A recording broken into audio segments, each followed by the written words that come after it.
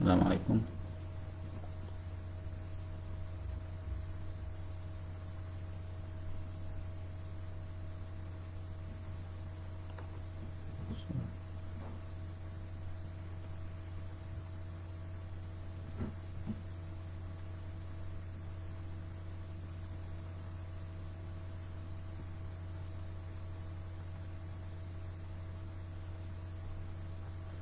اوكي، بسم الله الرحمن الرحيم. السلام عليكم ورحمة الله وبركاته.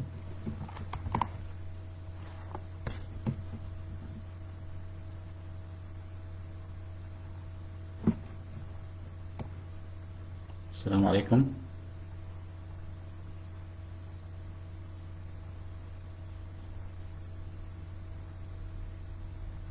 السلام عليكم ورحمة الله وبركاته.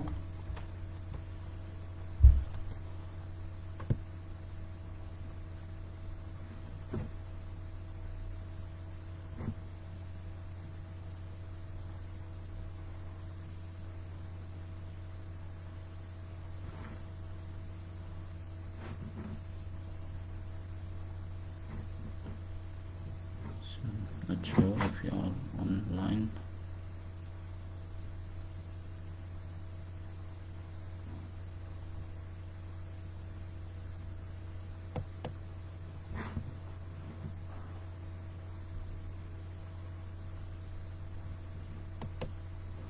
Okay, Assalamu alaikum wa rahmatullahi wa barakatuh. Welcome to this live session on cardiovascular therapeutics. I hope that you are doing fine, all my colleagues. This session we are going to speak about the emergency cardiovascular medications. So probably we may need more than one session for the cardiovascular therapeutics. Of course, these emergency medications are very important, and for real-life practice and for MRCP exams. So the main focus of this session, of course, is for the main points that usually arise in MRCP questions. And okay, so online again. Of course, this topic is very important, especially for the cardiologists, internists, critical care colleagues, and also the emergency department doctors.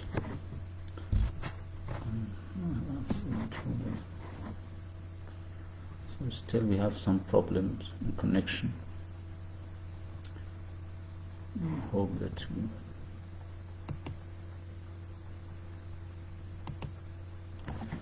okay, the sound is clear. Anyone just can confirm, because I feel that I have some connection problems.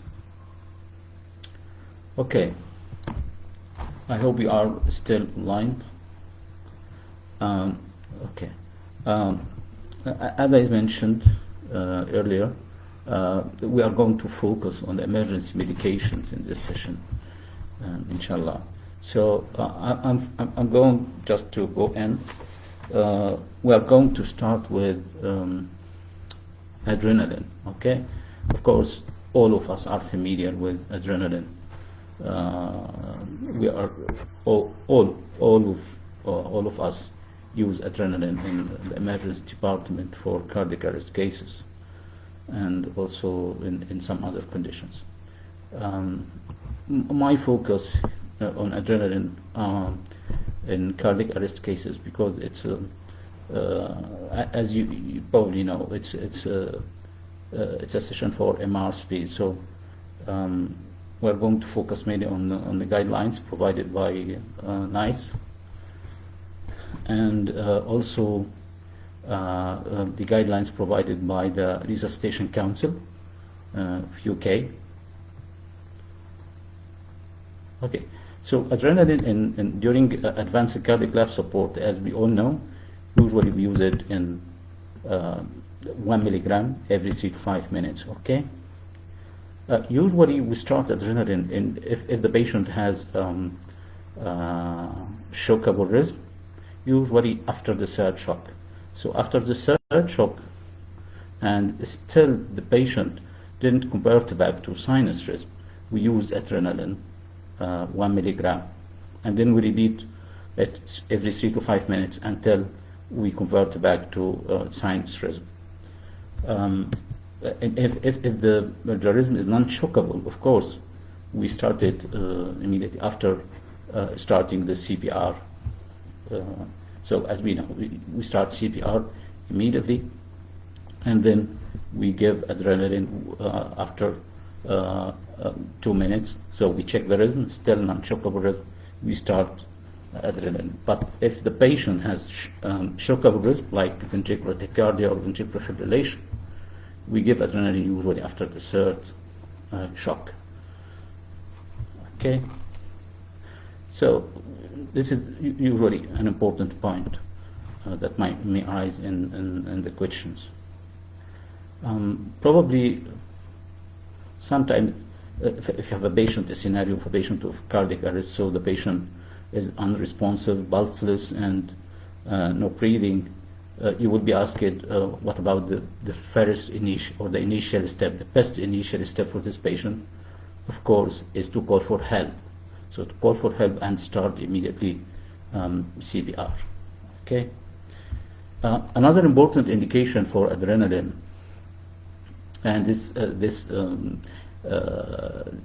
recommendation is provided by the UK Resuscitation Council, as in anaphylaxis. Okay, so in patients with anaphylaxis, anaphylaxis is a condition that, of course, it occurs very sudden in response to whatever. So response to food, response to drug, medications, in response to something like bee stings, and so this is acute hypersensitivity reactions. There is usually circulatory collapse, so there is usually hypotension, and at the same time usually we have airway obstructions. So upper airway obstructions, we have angioedema or angioneuritic edema, have stridors, and we have also lower airway obstruction, so severe bronchospasm and wheezy chest, in addition to some skin and mucous membrane manifestations. So we usually have swelling of the tongue, swelling of the throat, and usually we have some urticaria rash in the skin. But sometimes these skin manifestations may be absent, as you probably know. So in 20% of patients with anaphylaxis or anaphylactic shock, there is no skin manifestation. Okay, in anaphylaxis, once you diagnose or clinically suspecting, or the clinical suspicion is very high, the first thing you must do is to give adrenaline. Okay. Of course, you are going to care for the airway, breathing, circulation, start IV fluids, and give high flow oxygen, and to care for the airway, for possible intubation and whatever. But the first thing you must do is to give adrenaline. Okay? Adrenaline is given in this condition intramuscular. For the emergency department practitioner, it's given intramuscular.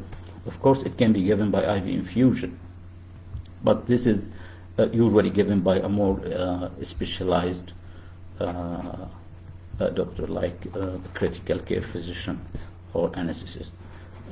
For the emergency and for the MRCP questions, you must give intramuscular adrenaline, and it's given in the thigh, in the anterolateral part of the thigh.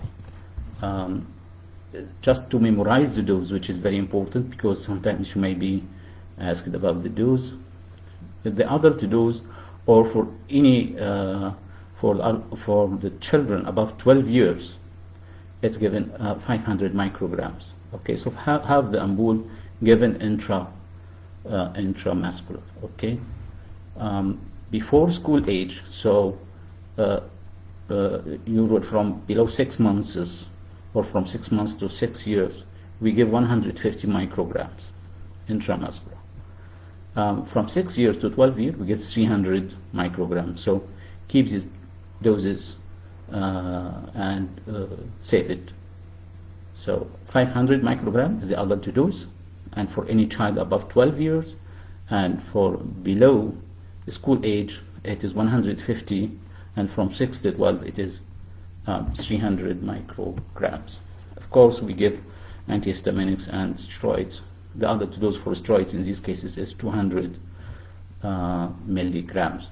Okay, but the most important now, we are focusing on these emergency cardiovascular medications, adrenaline. Okay, so we spoke about adrenaline in patients with cardiac arrest and in patients with anaphylaxis. Okay, let's move to another point, because we have a lot of medications and emergency medications. Probably we may need some non-cardiovascular drugs in some cardiac emergencies. So, and this is frequently encountered in the emergency department. Let's speak about some examples about this. First, we may need calcium. So when we need calcium, probably most of us know that calcium is used in case of significant hyperkalemia when the potassium is above 6, and we have some ECG abnormalities in patients like patients with renal failure or patients receiving some medications that may increase serum potassium. So if we have a potassium of above 6, and usually we give calcium gluconate ampoule to as a membrane stabilizing. Okay, we give this dose usually usually we give one ampoule about 2 grams given slow IV over 10 minutes. Okay, there is another indication for calcium, of course. Probably you know if you have toxicity of calcium channel blockers. So usually when you have a toxicity of calcium channel blockers, like verapamil or diltiazem, and severe hypotension from these drugs, usually we give calcium in addition to other medications like adrenaline or dopamine or glucagon. So usually we give calcium in addition to other drugs. One of the important indications of calcium in the ICU in patients who are already taking magnesium sulfate. Usually magnesium is given for patients with eclampsia, and if we have some evidence of toxicity by magnesium sulfate, we give calcium gluconate as antidote. Okay, so these are the main indications for calcium: hyperkalemia, significant hyperkalemia, and for treatment of magnesium toxicity in eclampsia patients, and this is an indication for calcium channel blocker toxicity. Sometimes we may have some cardiac arrhythmias related to some toxicities. So the patient, for example, with tricyclic antidepressant, this is not uncommon presentation in emergency department, toxicity or poisoning by tricyclic antidepressants. And these patients usually can present with a broad chorus or present with a wide complex tachycardia. If you have been asked about the best initial medication to start with in these patients, of course the best thing to start with sodium bicarbonate. So usually we give sodium bicarbonate infusions the first initial medication for these cases. Okay, so a wide complex tachycardia caused by the use of tricyclic antidepressant, we give sodium bicarbonate. Also, don't forget magnesium sulfate. Okay, magnesium sulfate also can be given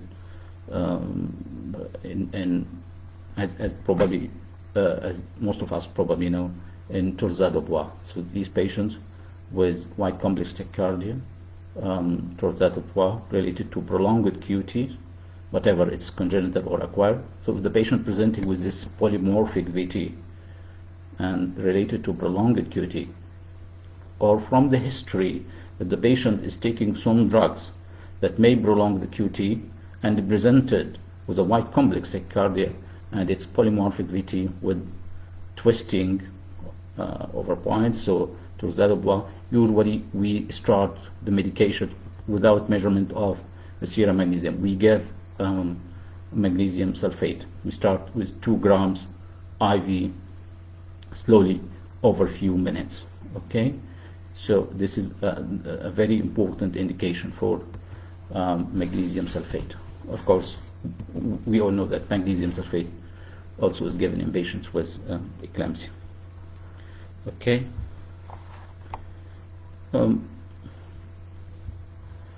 Okay, sometimes this is not a cardiac problem, but sometimes we give magnesium sulfate also for patients with resistant hypokalemia. Okay. Another important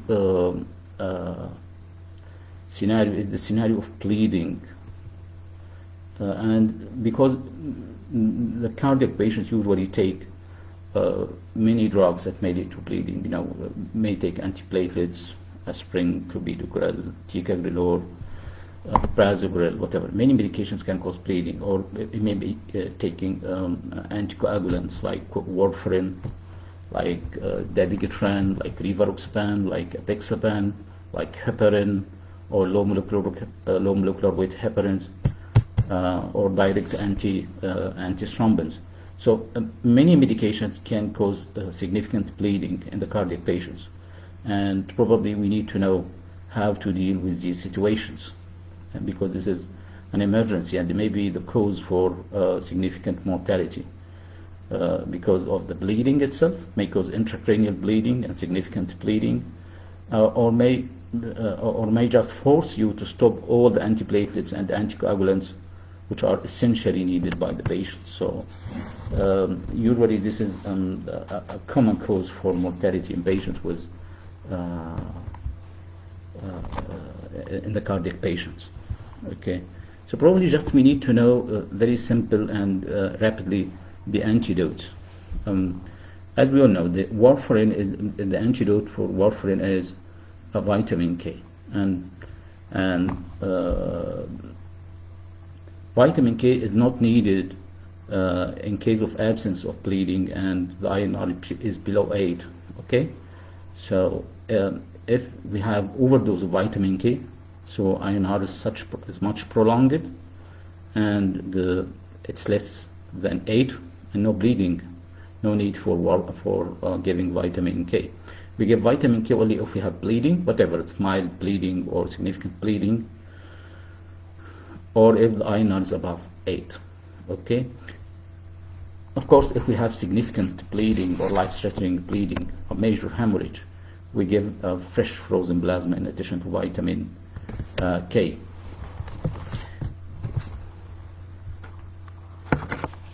Okay, so I'm not going to go into details for these situations.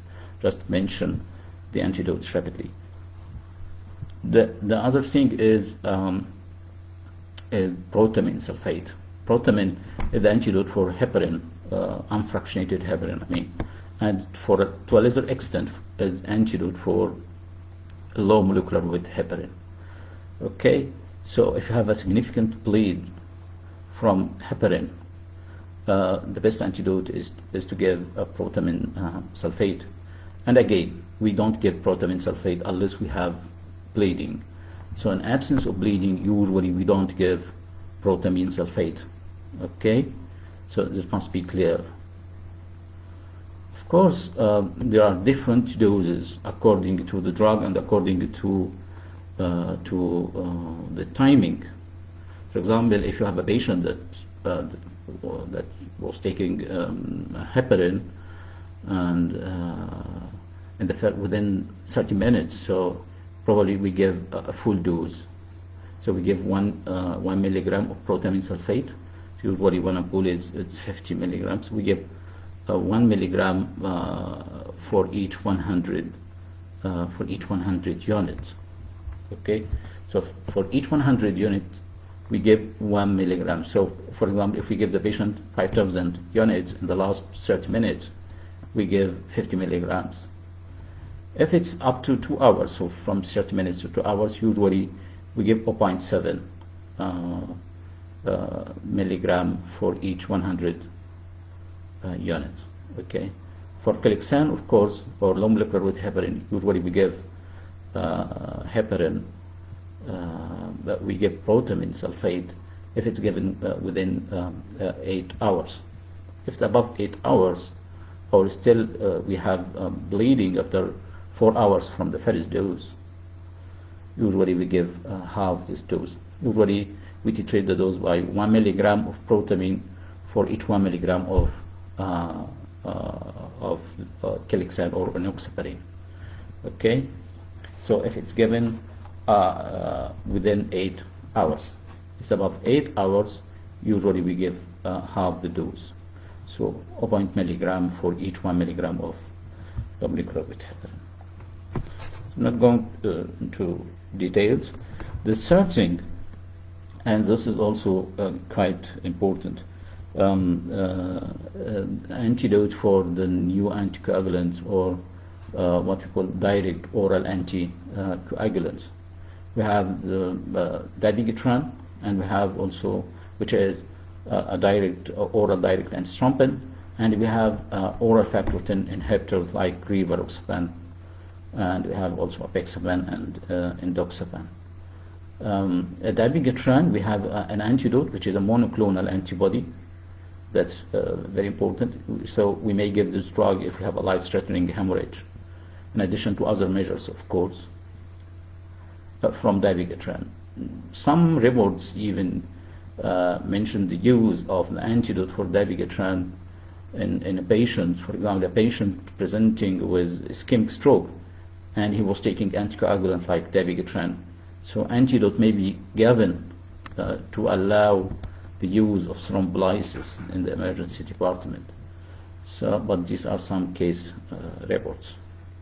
So the antidote for dabigatran, we call it idarosizumab. It's a monoclonal antibody, and it's given in 2 bolus therapy, about 5 grams given as an antidote for dabigatran.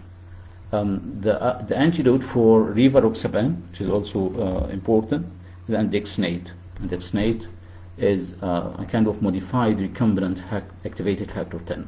So rivaroxaban is a factor 10 inhibitor, but so the antidote is factor 10, is a recombinant or modified recombinant factor 10 or activated factor 10.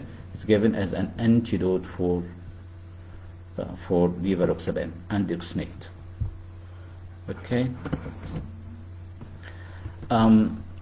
Maybe one of the scenarios is the patient with digitalis toxicity. You know, digitalis, there are many signs for signs and symptoms for digitalis toxicity. One of the important scenarios is the presentation with significant bradycardia or presentation with ventricular tachycardia with digitalis. And this is one of the indications for giving digibind or antibodies in case of life-threatening arrhythmia. Okay, there are many indications, of course, for giving such drug or digibind for digitalis toxicity. So if the patient took a very high dose of the drug, so committed suicide, for example, and the patient took about more than 40 tablets, so more than 10 milligram of the drug, or if the level is above 13 nanogram per milliliter, serum level of digoxin, or if there is significant hyperkalemia, the serum potassium is above 5, or if there is evidence of severe toxicity like disturbed conscious level. So the most important indication is the presence of life-threatening bradyarrhythmia or tachyarrhythmia. Just by the way, because there is some specific arrhythmias for digitalis toxicity, these include the first one is atrial tachycardia with AV block. So in a patient taking digitalis and you saw this arrhythmia, usually this is an indicator for toxicity. The second thing is VT. So there's a specific kind of DVT of VT, of ventricular tachycardia in patients with digitalis toxicity. It's called Bi-Directional Vt. So Bi-Directional Vt is kind of pathognomonic for digitalis toxicity, and atrial tachycardia with AV block. Okay, so this is very important. So in these situations, we give the antidote or Digi pint. Okay. Some scenarios which are not uncommon in the exam: the beta blocker toxicity, overdose of beta blocker, and the patient is presenting with AV blocks or significant bradycardia. In these patients, it's important to mention that the most important antidote in this situation is to give glucagon. Okay, usually we need high dose of glucagon in patients with beta blocker toxicity.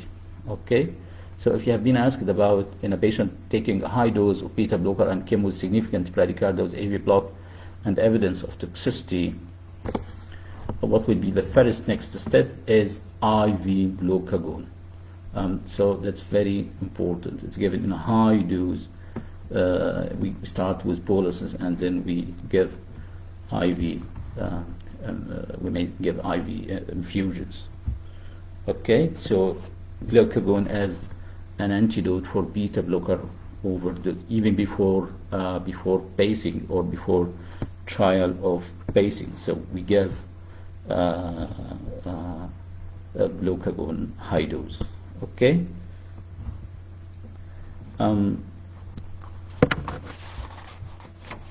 Also,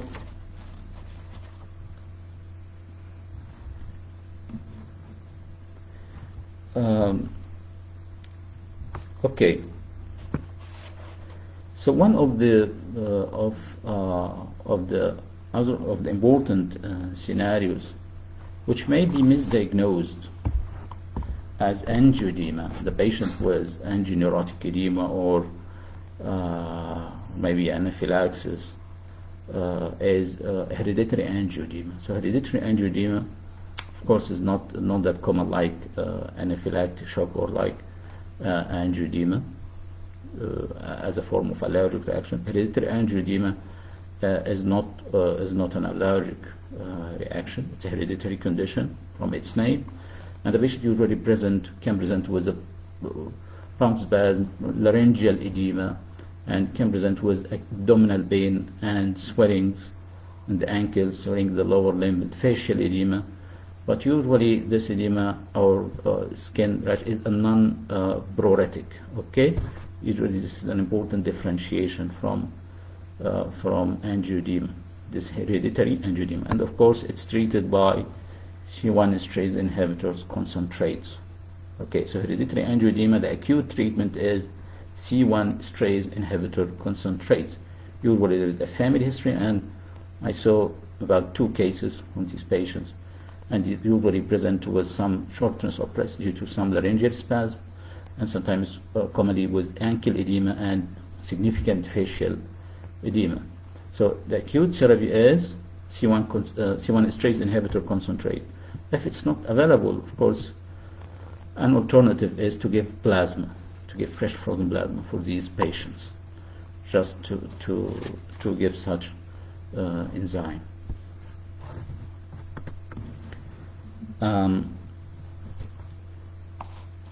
Okay, so I move to the next drug, which is also important, Amiodarone. Amiodarone is a drug that's frequently used in clinical practice, and usually are many questions about Amiodarone in the question banks, and almost you will see one of these questions in the exam about Amiodarone. The most common scenario where Amiodarone will be your choice is the patient presenting with a wide complex tachycardia. So, okay, if you have a patient presenting to the emergency department with a wide complex tachycardia and you are not sure it is ventricular tachycardia, or it is some supraventricular tachycardia with apparency. In these situations, according to NICE guidance, you give amiodarone. Okay, so amiodarone is given to correct or to treat these cases. Of course, according to the European Society of Cardiology guidelines, the first thing to do in these cases, in a wide complex tachycardia of unknown origin, is to do, of course, first thing is vagal maneuvers, and then give adenosine. Yes, you can give adenosine if you have a wide complex tachycardia of unknown origin. And if adenosine failed to terminate this tachycardia, the next step is to give procainamide, IV procainamide, according to the European guidelines. But usually when you okay, some connection problems. Okay, but usually according to NICE, usually you give amiodarone if you have a wide complex tachycardia, and that's more likely to be a ventricular tachycardia, especially if the patient is elderly, so above 65 years old, or have a history of ischemic heart disease, or if the patient also has some risk factors for ischemic heart disease or evidence of left ventricular dysfunction. So probably this is a ventricular tachycardia. If it's unknown, just give amiodarone. Okay. Another important indication for amiodarone is in patients with cardiac arrest. So if you have a resistant patient with resistant ventricular tachycardia or ventricular fibrillations during advanced cardiac life support, resistant means you gave about 3 shocks and there is no response. So in this condition, you will give amiodarone. Okay, so you give amiodarone 300 milligram IV bolus in the patient with resistant VT or VF during advanced cardiac life support. Probably, if there is no response, you may give another additional 150 milligrams. Okay, so you give 300 milligram bolus, and you may give also another dose, 150 milligrams, if it's still resistance. And in the pediatric patients, just remember this number, it's 5 milligram per kg. 5 milligram per kg in the pediatric cases. It's okay.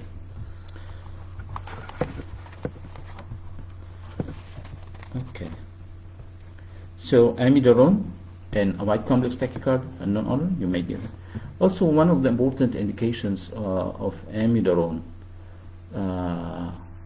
is in patients with atrial fibrillation. So if you are going to convert, if you want to convert patients with atrial fibrillation, recent onset atrial fibrillation, so you can do electrical conversion, so by DC shock, or you can do chemical conversions. If the patient has some evidence of structural heart disease, ischemic heart disease, or left ventricular dysfunction, or left ventricular hypertrophy, of course, amiodarone will be your first option to convert atrial fibrillation into sinus rhythm. So atrial fibrillation, wide complex tachycardia or ventricular tachycardia, and in patients with resistant VT or VF during cardiac arrest, 300 milligram followed by 150 milligram bolus if still no response. Okay. One of the indications also for amiodarone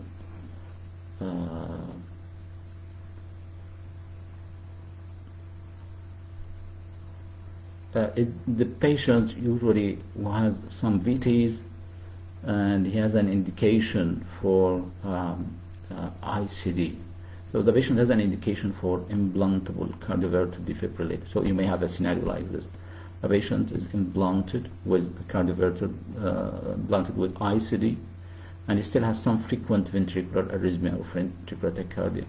So one of the options here is to give or one of the best options is to give Amiodarone to suppress such arrhythmias and prevent these frequent attacks or frequent shocks by the device. Okay, so it's to give Amiodarone both with or without beta blockers. Okay.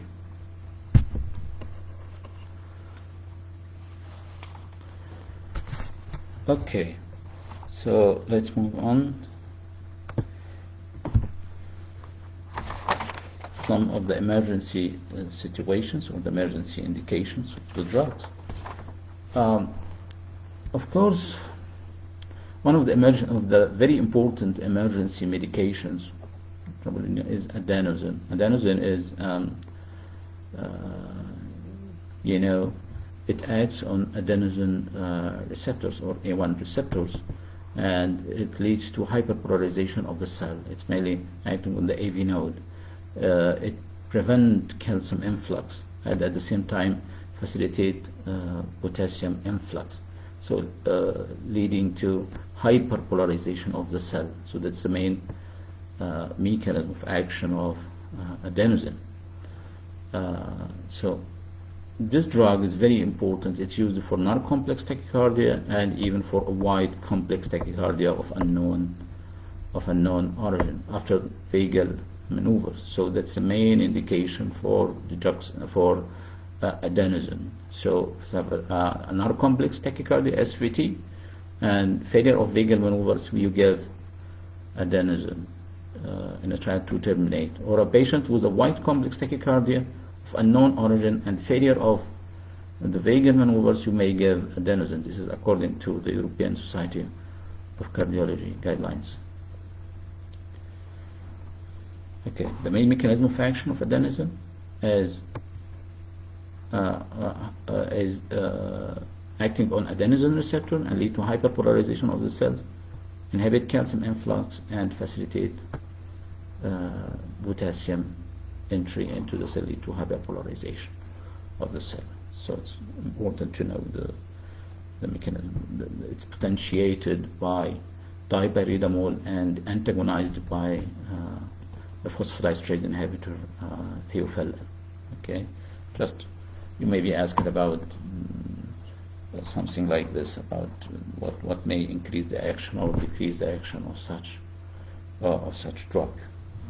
Okay, that is, of course, there are many indications for adenosine, but these are the two basic indications. You must not give adenosine if a patient has a history of bronchospasm, like bronchial asthma or COPD. Okay, so this is an important emergency medication.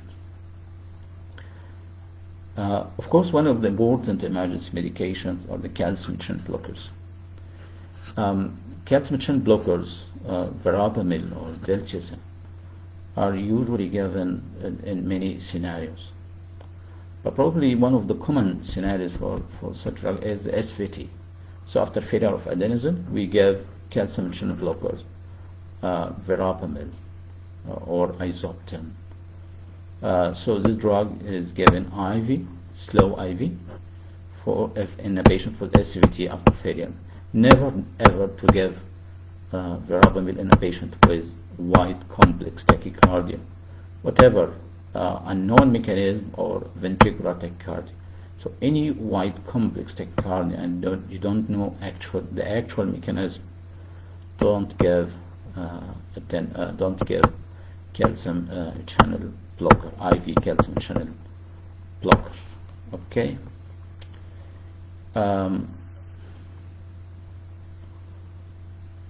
Verapamil sometimes given also for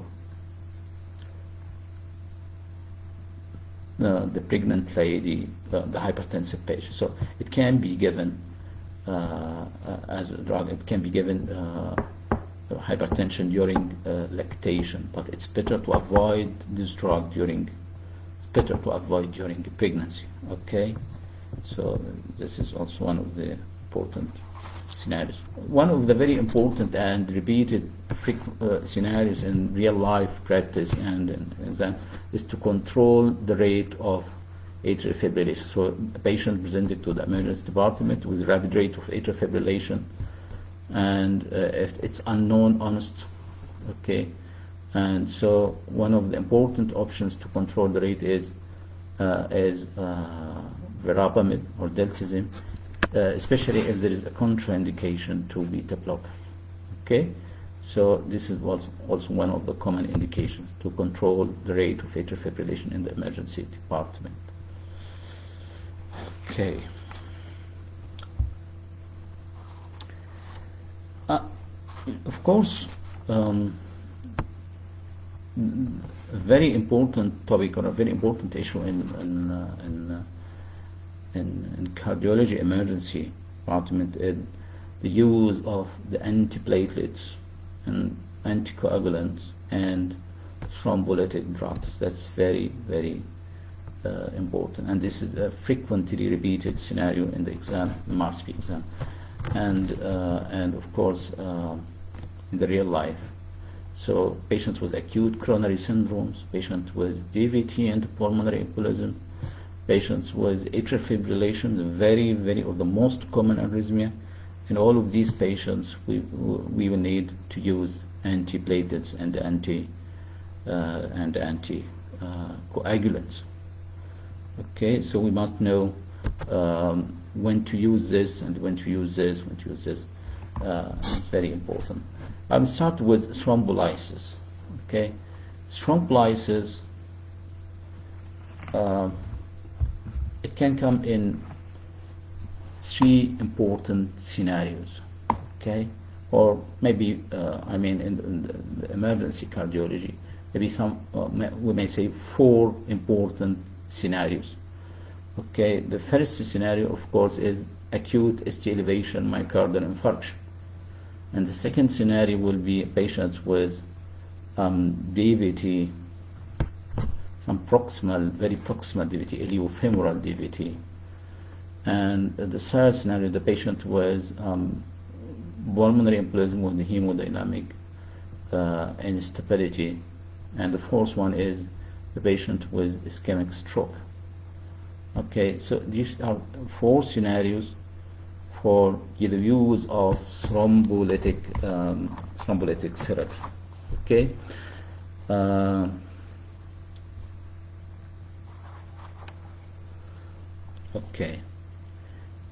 In the patient with myocardial infarction, when you have a scenario for a patient presenting with chest pain, emergency department, and the ECG showed ST elevation and whatever, inferior leads, anterior leads, or whatever. So patient presenting with ST elevation myocardial infarction, you will be asked about the reperfusion strategy, the best reperfusion strategy. Of course, by default, the best reperfusion strategy is the primary percutaneous coronary intervention, or primary PCI. Okay, so this is, if you have been asked about the best strategy or the best initial intervention for this patient, it should be primary PCI. But sometimes we use thrombolysis. So thrombolysis is an important option. It's the second option, as I said. So the first option is the primary PCI. If you have a scenario for patients coming within 12 months, 12 hours of chest pain. So within 12 hours of the onset of chest pain, and this patient presented to a hospital with no primary PCI capabilities. So in this scenario, if the time to transfer to a primary PCI center, it will take more than 120 minutes. There will be a delay, more than 120 minutes, 2 hours. So in this condition, you must go immediately for thrombolysis. So you go for thrombolysis if there will be a delay more than 2 hours for transfer of the patient to a primary PCI facility or center. So in this condition, you give thrombolysis, and and not to wait for the primary PCI. Okay. If a patient coming after 12 months, if a patient coming after 12 hours, what would be the situation? If the patient coming after 12 hours, the best option and the available option here will be primary PCI, especially if there is an ongoing ischemia or the presence of cardiogenic shock. So in this situation, it's a primary PCI. For the before 12 hours, still there is the possibility of thrombolysis if there will be a delay of transfer to a PCI center or primary PCI center more than 2 hours. Okay.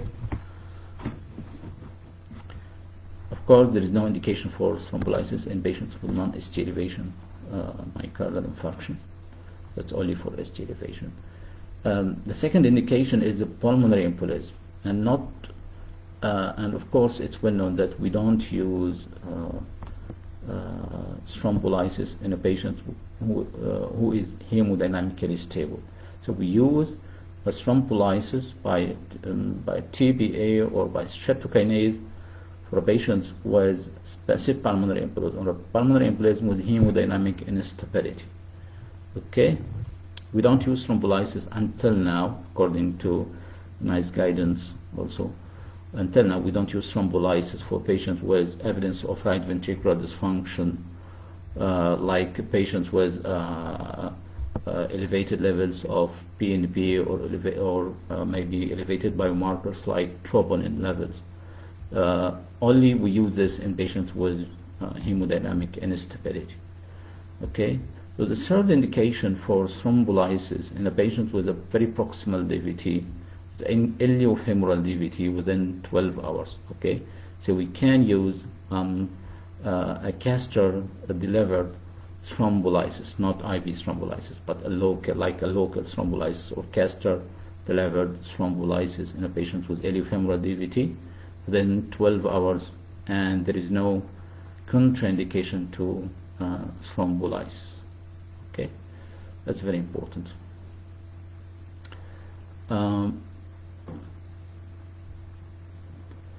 Of course, there is an indication of TB in patients with ischemic stroke within 4.5 hours in the absence of contraindications, either absolute or relative contraindications.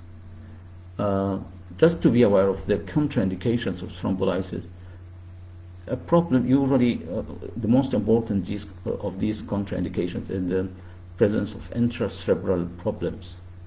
So the history of intracerebral hemorrhage at any time is an absolute contraindication. Presence of stroke, or the history of stroke within 3 months, according to the American guidelines, or maybe up to 6 months, according to NICE guidelines. The presence of a history of ischemic stroke in the last 6 months. Also, if there is a history of intracranial neoplasm or evidence of intracranial tumor or intracranial vascular malformation or vascular aneurysm, we don't give thrombolysis these patients. In case of any clinical suspicion of aortic dissection, we don't give thrombolysis. Okay. One of the important contraindications to thrombolysis is uncontrolled hypertension, and this is a relative contraindication. In case of active bleeding, of course, this is an absolute contraindication. In case of a major surgery or major trauma in the last 2 weeks, also we don't give. In patients with a recent history of GIT bleeding in the last 3 to 4 weeks, also we don't give thrombolysis. One of the important contraindications for streptokinase, if streptokinase already has been given more than 5 days. It's more than 5 days. So if a patient was taking thrombolysis, streptokinase, more than 5 days and up to 1 year, because of the presence of antibodies against streptokinase in these cases. If there is any history of allergy from streptokinase, we don't give streptokinase anymore. Okay, these are the main contraindications of thrombolysis, and you must be aware of when you have a scenario of thrombolysis, you may be given a hint about one of these contraindications, so you must exclude thrombolysis from your options.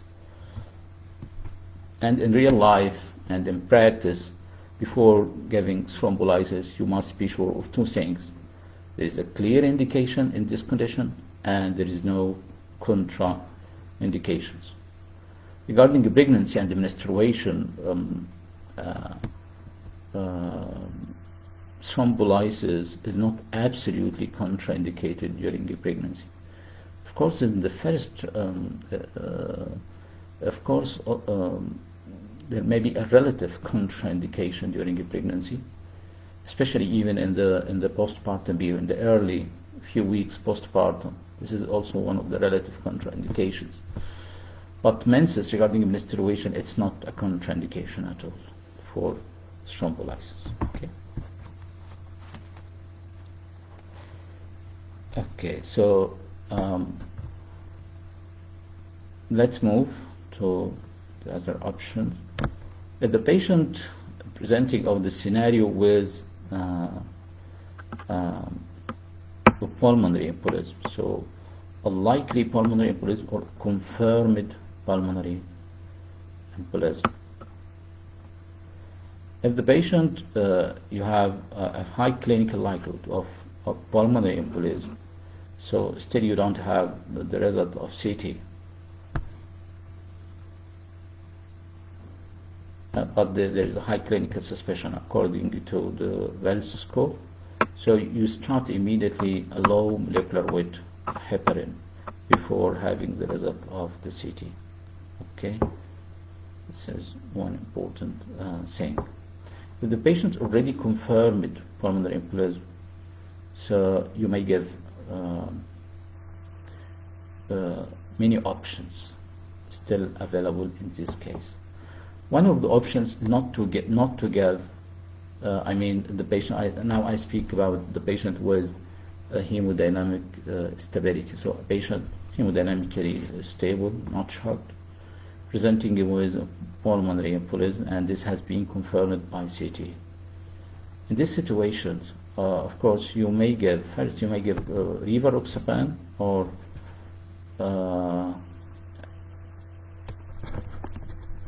apixaban. So you may give rivaroxaban, the therapeutic dose. Okay, I think we don't have any connection problems now. Okay, so you may give rivaroxaban without the need for giving any IV anticoagulation or subcutaneous low molecular weight heparins. So starting with rivaroxaban directly. So if you are going to give apixaban or dabigatran, it's better to give a low molecular weight heparin like enoxaparin for 5 days, and then you give dabigatran or apixaban. Another option is to give heparin, low molecular weight heparin, and warfarin. This is also another option, and you continue both until you have a therapeutic INR for at least 2. Okay. So either oral rivaroxaban or endoxaban, or you may give heparin for 5 days, like low molecular weight heparin followed by dabigatran or apixaban, or you may give low molecular weight heparin and vitamin K antagonist. Okay. Of course, if in case of hemodynamic instability, we give thrombolysis, and we start also unfractionated heparin. So In case of hemodynamic instability, we give unfractionated heparin infusions, in addition to thrombolysis. Okay. Another important thing for patients with pulmonary embolism with an emergency, also, the patient with active cancer. So the patient with active cancer, before that, the choice was to give only low molecular weight heparin for about 6 months. Okay. And these patients now you can give the direct oral anticoagulant, rivaroxaban or dabigatran. This has been the update in last March. So you can give direct oral anticoagulant for patients with cancer, and even you can start with warfarin in addition to low molecular weight heparin, and then you continue warfarin at a therapeutic dose. Or you may continue for a low, giving a low molecular weight heparin. So you have many choices in the patients with active cancer. Continue with low molecular weight heparin, but this has, of course, some problems. Low molecular weight heparin, the main problems of prolonged heparin use, like, of course, a patient may have some problems, especially the bleeding or osteoporosis, hyperkalemia. These are the major drawbacks of long-term heparin therapy. Or give direct oral anticoagulant, or you give warfarin for the duration of treatment. Okay, of course, the duration of treatment, as we know, is 3 to 6 months. Now, just to speak about the emergency situations. Unfractionated heparin, we give infusions, unfractionated heparin, if we are going to give thrombolysis. So by default, we give low molecular weight heparin in pulmonary embolism. However, if there is a contraindication to low molecular weight heparin, especially in patients with significant renal impairment, so as we know, we don't give enoxaparin or low molecular weight heparin below 15 if the GFR below 15. Okay, so if the GFR below 15, we don't give, or stage 5 chronic kidney disease, we don't give enoxaparin. And in this condition, the best option, of course, is to give unfractionated heparin and warfarin, and to continue with warfarin. Of course, with significant renal impairment, dabigatran or rivaroxaban also are not advisable at all. So the patient with stage 5 chronic kidney disease, we never give rivaroxaban or dabigatran. Okay. Just a hint: if a patient is taking dabigatran or rivaroxaban and some toxicities, having some significant bleeding, or we discovered some significant renal impairment later on, as we know, dabigatran is a dialysable drug. However, rivaroxaban is not a dialysable drug. Also, apixaban is one of the drugs that can be given without dose adjustment with significant renal impairment, even in the patient with GFR below 30. So still, apixaban still can be given without any dose adjustments. In case of significant renal dysfunction, the best option will be warfarin. Okay, unfractionated heparin for heparin and warfarin. Okay, so this is a scenario of a pulmonary embolism, the important nodes in these patients. Also, another important note for the use of antiplatelets in patients with acute coronary syndrome. Of course, as we know, whatever the patient is ST elevation or non-ST elevation acute coronary syndrome, we give aspirin, 300 milligram loading of aspirin. So what about the other antiplatelets, about P2Y12 inhibitors like clopidogrel? Of course, clopidogrel can be given in a patient with ST elevation, myocardial infarction, or a patient with without ST elevation, myocardial infarction. Okay. Usually, the recommended dose for a patient is going to do primary or to going to do invasive strategies, to going to do intervention, coronary intervention, and stenting. Is 600 milligram. Although 600 milligram is not approved in UK, so it's not approved by NICE.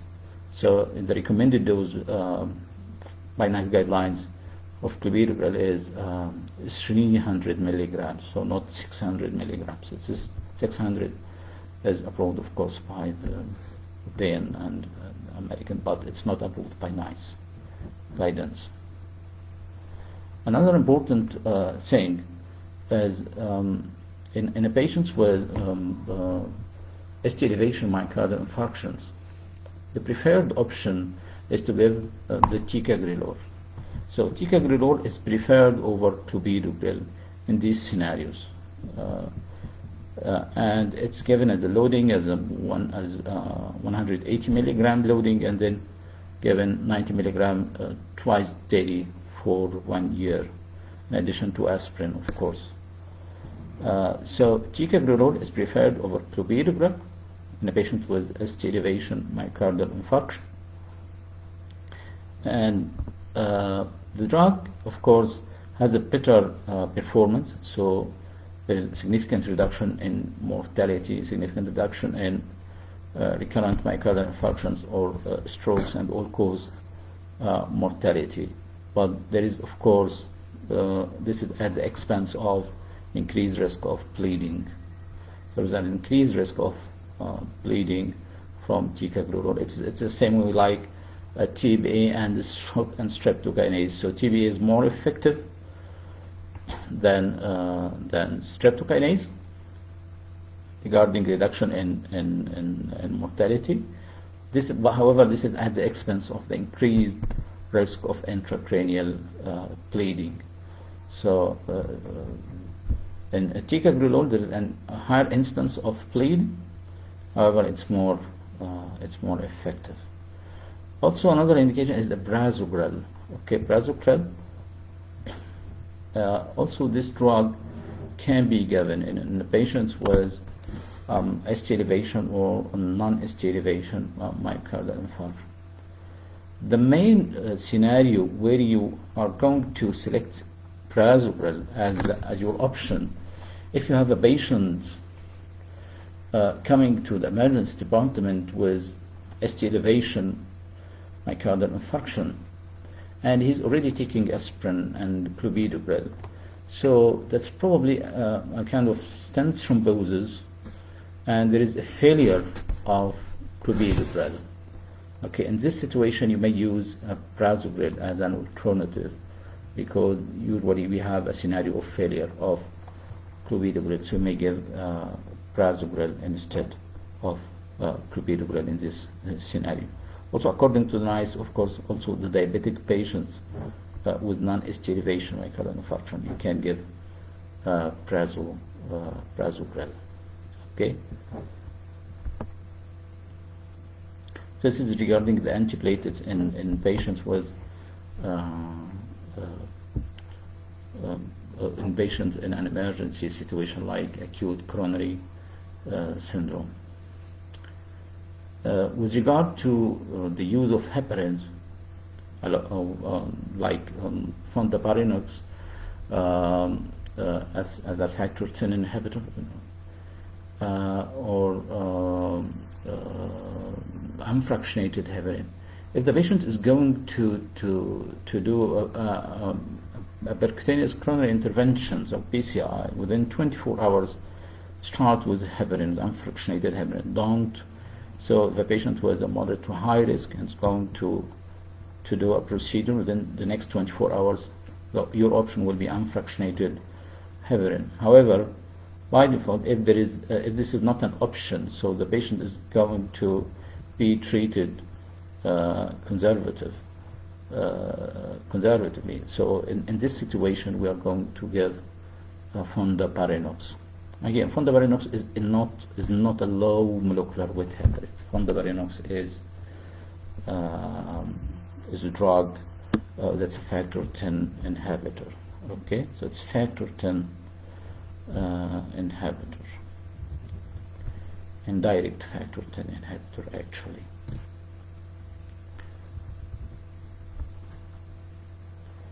Okay.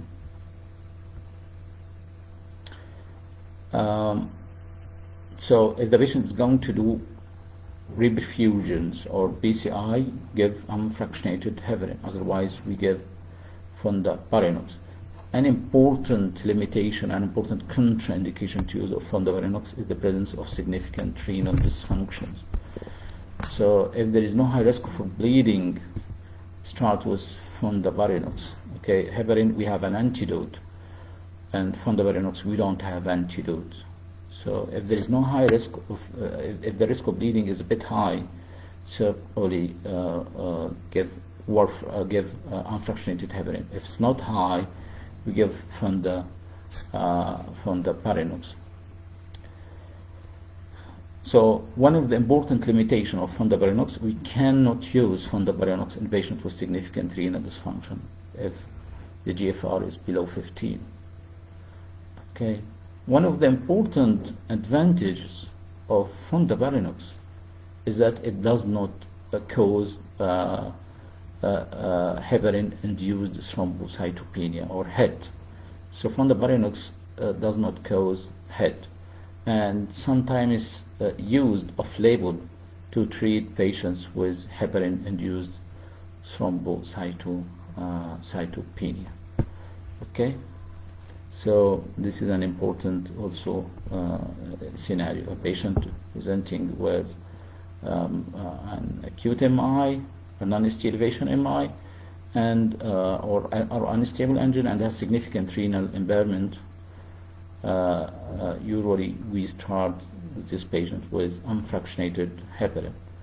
Okay, not fondaparinux, or especially if he is going to do intervention within the next 24 hours. Okay. So another important point, and you may have a scenario like this, and usually this patient will not present like an emergency. This patient usually will present like chronic case, but it's worth to mention here. Usually, the patients with chronic ischemic heart disease, usually we give aspirin as an antiplatelet in addition to beta blockers and statins and other medications according to the situation. Sometimes, and this is also guidance provided by NICE, is we combine aspirin plus rivaroxaban. Okay, so rivaroxaban plus aspirin. We give this to patients with a high atherosclerotic risk. What do we mean with that? What do we mean by that? So if a patient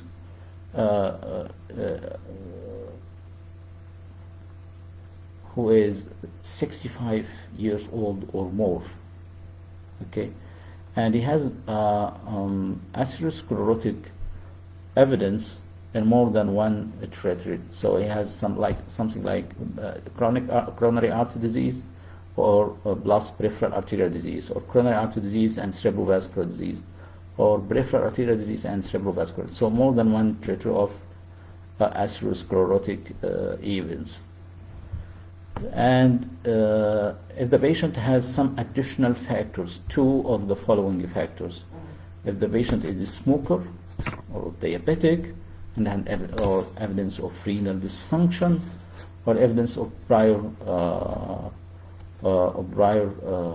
stroke, prior lacunar infarcts. So if the patient has evidence of renal dysfunction, or evidence of cardiac dysfunction, LV dysfunction, or a patient with prior lacunar infarct, or smoker or diabetic. So these are 5 factors.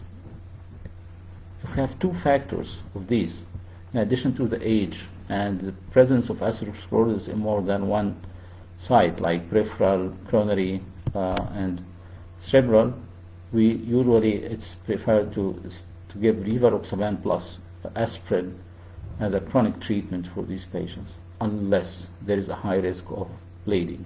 If there is no high risk of bleeding, of course, we don't give this combination, and we continue with aspirin. So you may have a scenario like this. So a patient with ischemic heart disease and has evidence of cerebrovascular peripheral arterial disease, and he is about more than 65 years old, and he is diabetic, and there's some evidence of renal dysfunction or a smoker. So in this scenario, you may be given this option, aspirin plus rivaroxaban, but you must weigh this against the risk of bleeding. So if a low risk of bleeding, continue with this combination. If there is high risk of bleeding, only continue with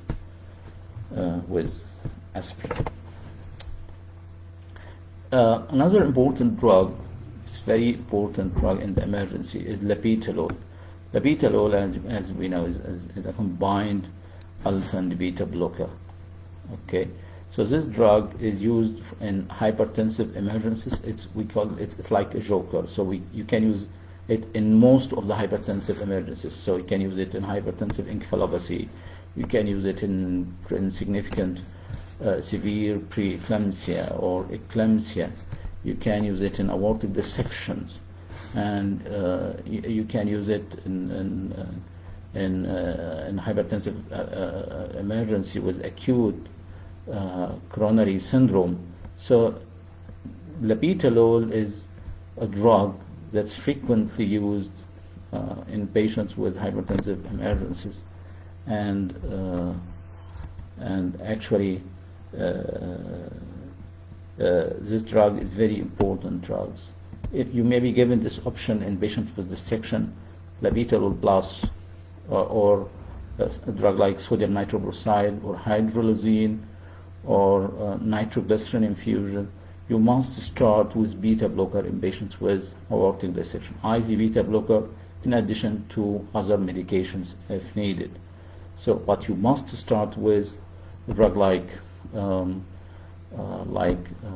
labetalol.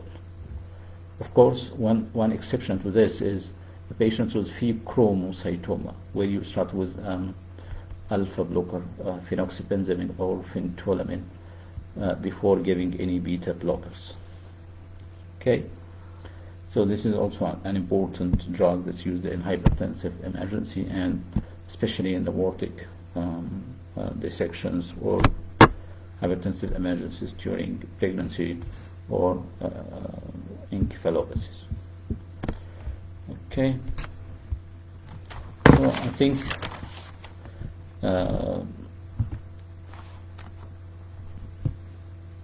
one important point also is I want to mention here the patients with we said that the patient would usually be started with magnesium sulfate.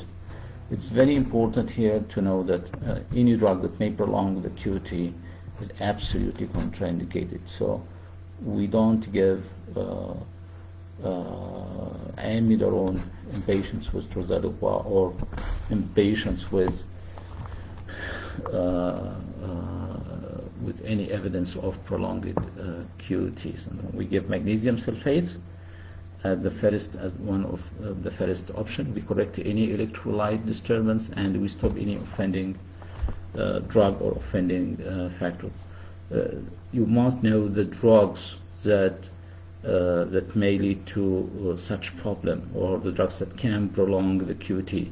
So keep in mind these drugs or this combination of drugs, especially in the presence of another precipitating factors like hypokalemia or or hypomagnesemia or hypocalcemia. So hypokalemia, hypomagnesemia, hypocalcemia can lead to prolongation of the QT. So the most important drugs you need to remember that may prolong the QT and precipitate towards the DUPA.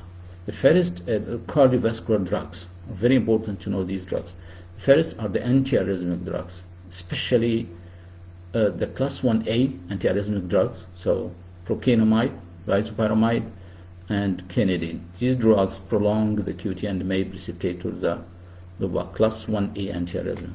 Next is class 3 antiarrhythmic drugs, amiodarone and sutalol. These drugs can prolong the QT, however, rarely precipitate towards the DUPA.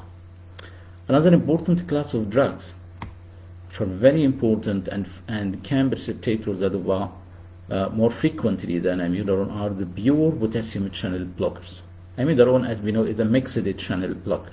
So it is described under class 3 antiarrhythmic drugs, and however it's a mixed, it's potassium channel blocker, and it's not a pure potassium channel blocker. So amiodarone blocks potassium channels, sodium channels, calcium channels, and even has a beta blocker effect. But the pure potassium channel blockers are like ibutylide and dofetilide.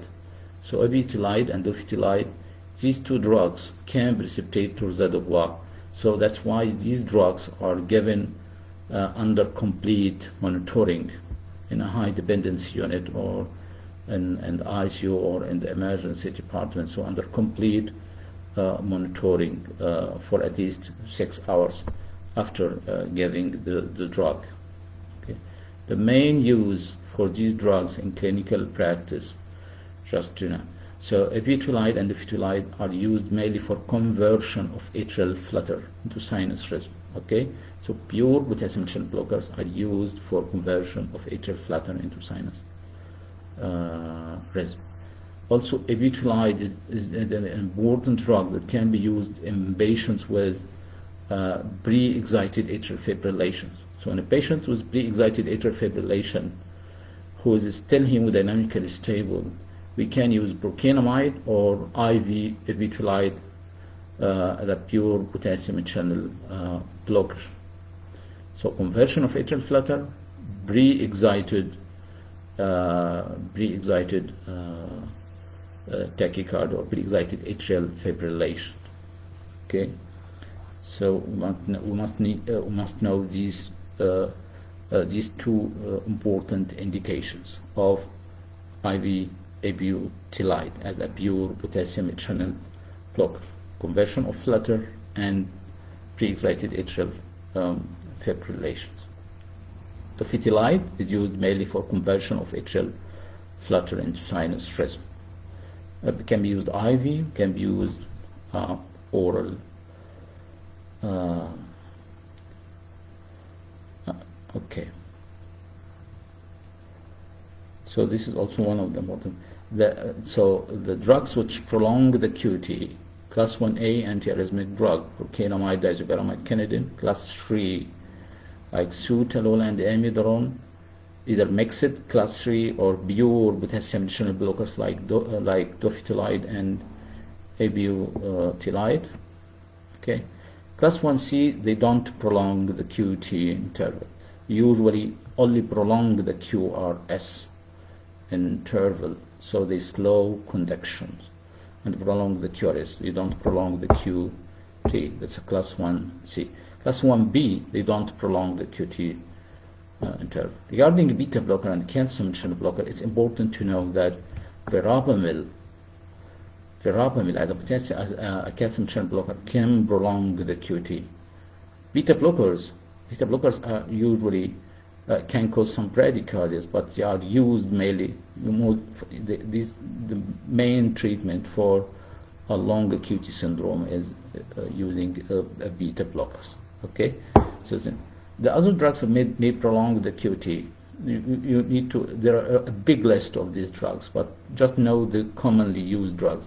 Macrolide drugs like azithromycin or erythromycin, antihistaminic drugs like terfenadine, antipsychotic drugs like phenothiazines, anti-tricyclic antidepressant drugs, and antifungal drug like ketoconazole. These are the commonly used and prescribed drugs that may prolong the QT and to precipitate towards the deploy. So these are the most commonly used medications in the emergency cardiology, in the emergency department, in the ICU, CCU. I hope I could help you in this regard, and I hope that you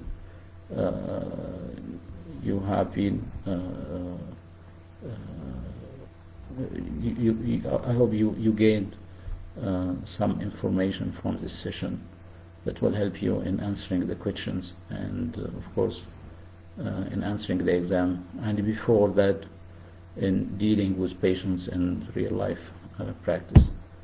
And I will meet you again, inshallah, in the next session to complete the cardiovascular drugs, and we are going to complete in the next session the chronic medications, especially patients with heart failure, hypertension, patients with pulmonary hypertension, and long-term use of antiplatelets and anticoagulants. Till that, I hope you the best, and thank you. Assalamu alaikum wa rahmatullah.